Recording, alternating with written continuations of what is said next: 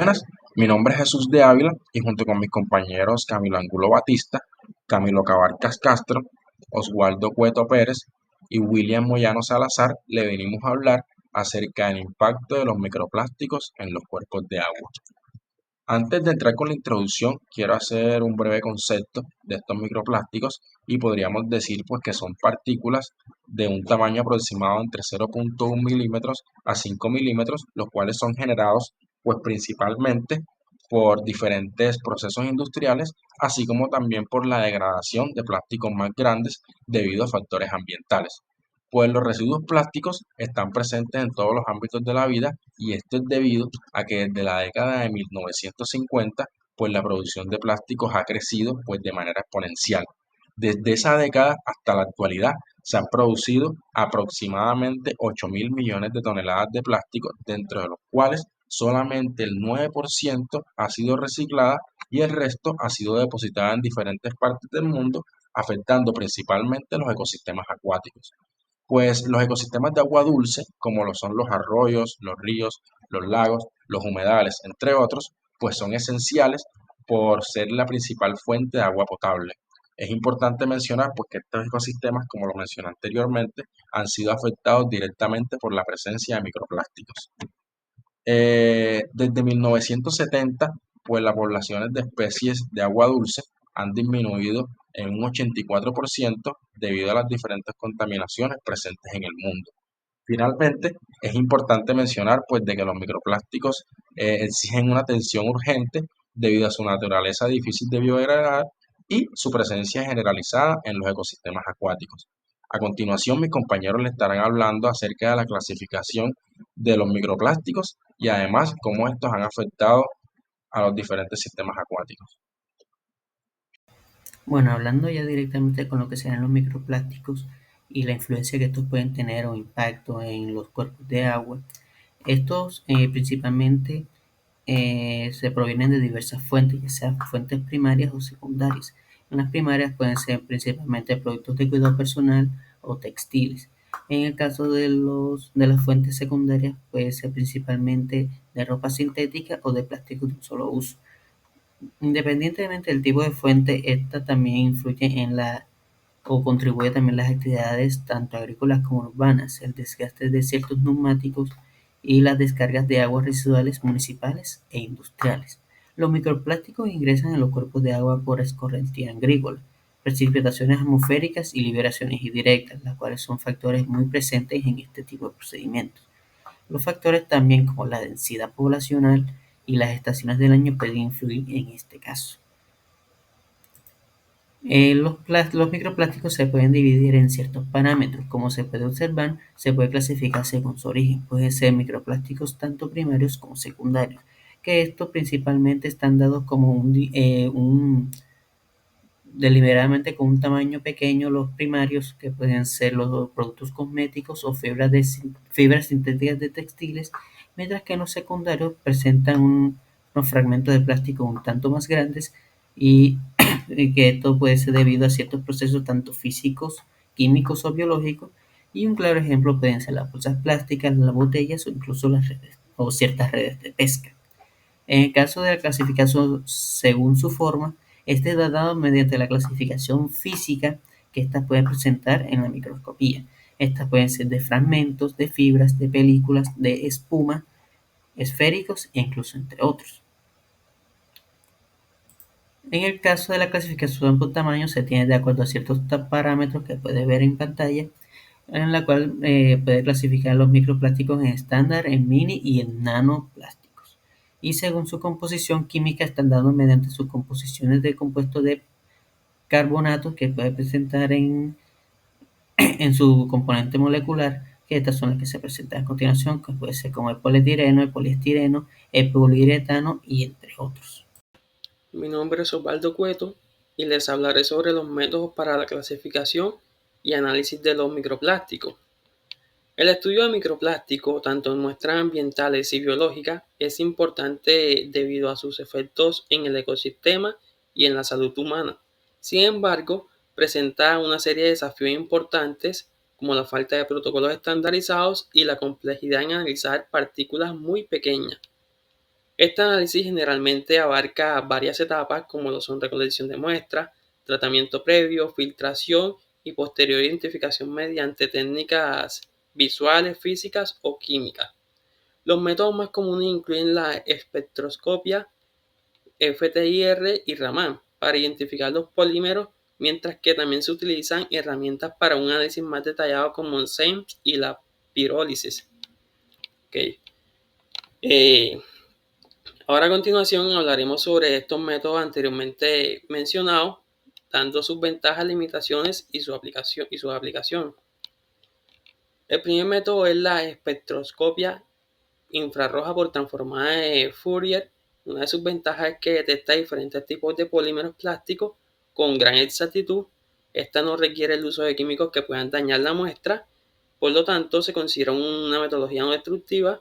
Puede analizar diferentes polímetros en una sola medición y permite un análisis más rápido.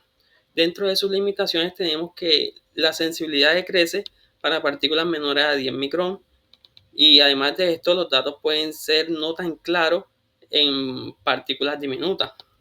Dentro de su aplicación, esta es utilizada para analizar microplásticos en agua dulce, sedimentos y muestras biológicas. La siguiente metodología es espectroscopia Raman. Una de sus ventajas es que puede analizar microplásticos pequeños y en bajas concentraciones. También es considerada una metodología no destructiva y proporciona datos químicos a nivel molecular. Dentro de sus limitaciones tenemos que este proporciona resultados menos precisos en muestras heterogéneas y además de esto requiere equipos altamente calibrados. Esta metodología es aplicada para la identificación de polímeros en muestras bióticas como abióticas. La herramienta SEMS, microscopía electrónica de barrido con dispersión de energía de rayos X, dentro de sus ventajas tiene que esta nos proporciona detalles elementales y químicos. Además de esto, permite observar la morfología y textura de los microplásticos mediante imágenes detalladas. Dentro de sus limitaciones, tenemos que se necesita una preparación extensa de la muestra y además de esto, esta metodología es costosa y lenta debido a que requiere equipos avanzados y tiempos largos para el análisis. Dentro de sus aplicaciones, tenemos que se utiliza para la identificación de partículas en agua dulce hasta su análisis en organismos acuáticos. Mi nombre es Camilo Cabarcas y continuamos con la relación entre los microplásticos y otros contaminantes en los ecosistemas de agua dulce. Bueno, los microplásticos interactúan significativamente con otros contaminantes en los ecosistemas de agua dulce a través de diferentes mecanismos, que les explicaremos a continuación. Estas interacciones son cruciales para entender cómo los microplásticos amplifican los riesgos ambientales y de la salud. A continuación les venimos a explicar los diferentes mecanismos. Entre ellos están el efecto del caballo de Troya. ¿Qué es esto? Los microplásticos actúan como vectores que absorben contaminantes como metales pesados. Esto incrementa la ecotoxicidad y facilita la bioacumulación de organismos acuáticos. Tenemos la formación de biofilms, que son los microplásticos son ideales para colonización microbiana, lo que da lugar a biofilms que contienen microorganismos patógenos. También tenemos la interacción con aditivos tóxicos. Los microplásticos contienen diferentes aditivos químicos peligrosos, lo que al combinarse con los contaminantes absorbidos pueden tener efectos perjudiciales para el ambiente y la salud humana. También tenemos los microplásticos físicos y los impactos físicos y químicos. En esto depende del factor como el tamaño del microplástico hace que sea absorbido más fácilmente los metales pesados. También tenemos las alteraciones en las cadenas tróficas. Los microplásticos pueden ser ingeridos por diferentes organismos acuáticos acumulándose en sus tejidos, que se pueden transferir a diferentes niveles tróficos superiores, afectando la funcionalidad del ecosistema y la biodiversidad. Ahora venimos a hablar sobre las consecuencias provocadas por los microplásticos en cuerpos de agua. Entre ellos, alrededor del mundo, entre ellos tenemos la bioacumulación y toxicidad de peces en el río Ganges, tenemos alteraciones reproductivas en Coregonus, tenemos efectos de larvas de insectos en Malasia, tenemos biofilms y microplásticos, tenemos incremento en la acumulación de cadmio en plantas comestibles. Tenemos también impacto en el ecosistema de Bellayani, India. Bueno, ahora vamos a hablar un poco sobre los métodos de eliminación de estos microplásticos. Entre ellos tenemos métodos convencionales, que están la filtración y sedimentación. ¿Cuál es el principio de esto? Que se utilizan diferencias en tamaño y densidades para separar los microplásticos del agua. ¿Dónde se aplica? Sedimentación en plantas de tratamiento de agua y filtración. ¿Qué ventaja trae esto? Que es un método muy simple y de bajo costo. Algunas limitaciones que tiene esto es que no es muy eficiente para microplásticos muy pequeños, o sea, menores a 10 micrómetros.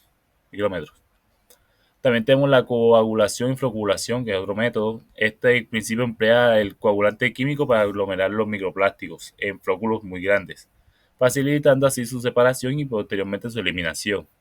¿Dónde se aplica? En procesos de tratamiento de aguas residuales. ¿Qué ventajas tiene? Que es eficaz para diferentes tipos de microplásticos. Y la limitación es que genera residuos secundarios y depende de las características del agua. A continuación tenemos los métodos avanzados, que está la ultrafiltración y membranas avanzadas. ¿Qué principio trae este? Que usa membranas porosas para retener microplásticos según su tamaño. ¿En dónde se aplican? Sistemas de purificación de agua potable y aguas residuales. Las ventajas es que es muy eficiente y elimina partículas tan pequeñas como 0.0 micrómetros. ¿Qué limitaciones trae? Que es un costo muy elevado, de ahí se ensucian las membranas, que por lo tanto requiere diferentes mantenimientos regulares. Buenos días, mi nombre es Camilo Andrés Angulo Batista y siguiendo con lo que decía mi compañero Camilo Cabarcas, yo les voy a hablar sobre los métodos de eliminación de microplásticos en cuerpos de agua. Como primer método que les voy a comentar es la degradación fotocatalítica, el cual se basa en un principio de usar luz ultravioleta y catalizadores para descomponer o degradar los microplásticos en compuestos más tóxicos. Estos pues se pueden aplicar en tratamientos de agua en laboratorio y en entornos controlados. Las ventajas de este método es que es ambientalmente amigable y no genera subproductos tóxicos.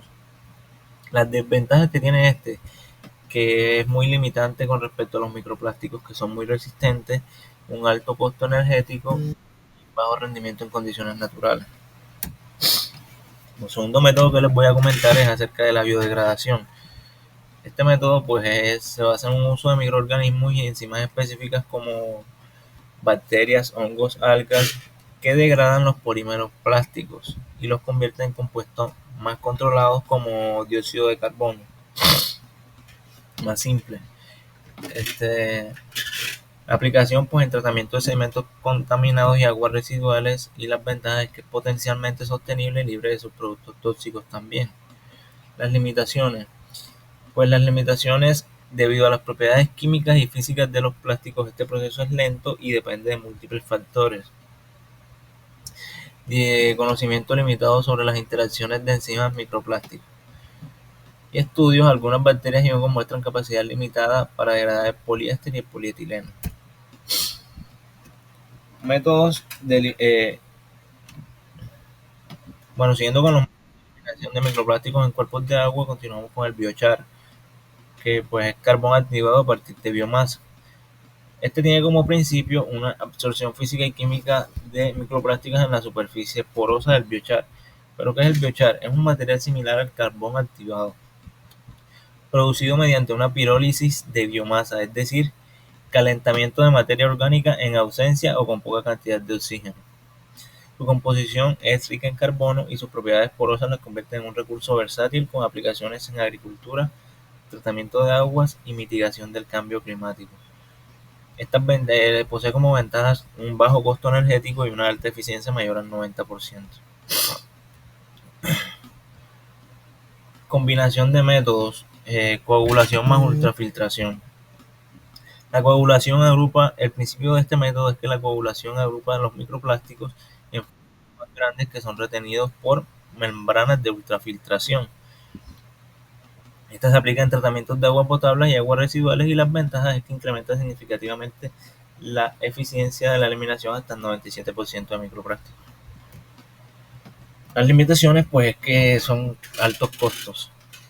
Bueno, y como para concluir este trabajo, la revisión destaca el impacto alarmante de los microplásticos en ecosistemas de agua dulce, actuando como vectores contaminantes y tóxicos y bioacumulándose en organismos acuáticos, lo que genera un alto riesgo ecológico y para la salud humana. Su persistencia y resistencia a la biodegradación complican su manejo y requieren acciones urgentes, incluyendo tecnologías sostenibles de eliminación y reducción en el uso de plásticos para mitigar su impacto. Precisamente de lo que les veníamos hablando últimamente. Pues es muy importante conocer cada método de eliminación de los microplásticos, ya que es una problemática que nos viene afectando directamente a toda la sociedad y que si no se hace nada para cambiar esto, te puede ocasionar daños severos a largo plazo. Acá está la bibliografía. Muchas gracias.